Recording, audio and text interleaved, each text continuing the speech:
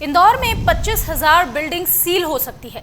पिछले एक सप्ताह में प्रशासन ने लोटस शोरूम समेत शहर के कई बड़े होटल्स और बिल्डिंग्स को सील कर दिया और आने वाले समय में ऐसी 25,000 बिल्डिंग्स को चिन्हित किया गया है जिन पर प्रशासन ये कार्रवाई कर सकता है और ये सभी व्यापारिक और वाणिज्यिक भवन है।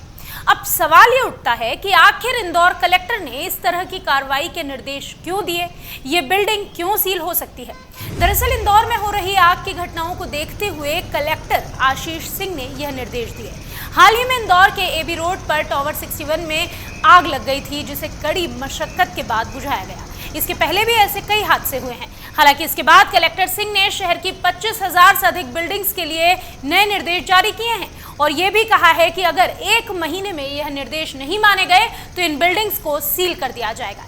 इसी कड़ी में पिछले एक सप्ताह में प्रशासन ने लोटस शोरूम समेत शहर के कई बड़े होटल्स और बिल्डिंग्स को सील भी किया। इन बिल्डिंग्स को आग की बड़ी घटनाओं से बचाने के उद्देश्य से और लोगों की सुरक्षा को ध्यान में रखते हुए ये कड़े कदम उठाए गए हैं। कलेक्टर आशीष सिंह ने बताया कि इंदौर में हो रही इस तरह की घटनाओं को रोकने के लिए नियम बनाए गए हैं और अलग अलग कैटेगरी की बिल्डिंग्स के लिए अलग अलग नियम भी हैं।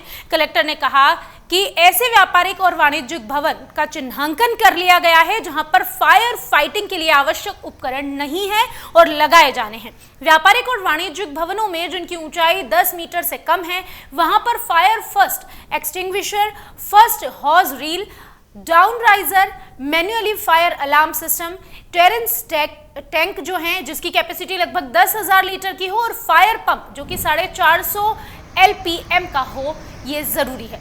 इसके अलग अलग पैरामीटर्स दिए गए हैं, जैसे कि वाणिज्यिक बिल्डिंग और व्यापारिक भवन जिनकी ऊंचाई 10 मीटर से 15 मीटर के बीच में है, वहां पर फायर फर्स्ट एक्सटिंग्विशर जो है, first hose reel, down riser, automatic manually fighter alarm system, underground water 50,000 litre की कैपेसिटी के साथ और टेरेस टैंक 5,000 लीटर कैपेसिटी के अलावा फायर पंप होना जरूरी है।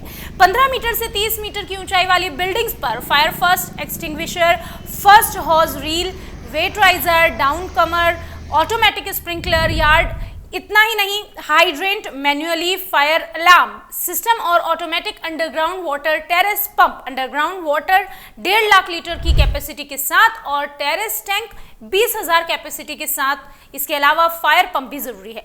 इसके साथ प्रशासन ने यह भी साफ कर दिया कि 22 अप्रैल से व्यवस्थाएं करना आवश्यक है।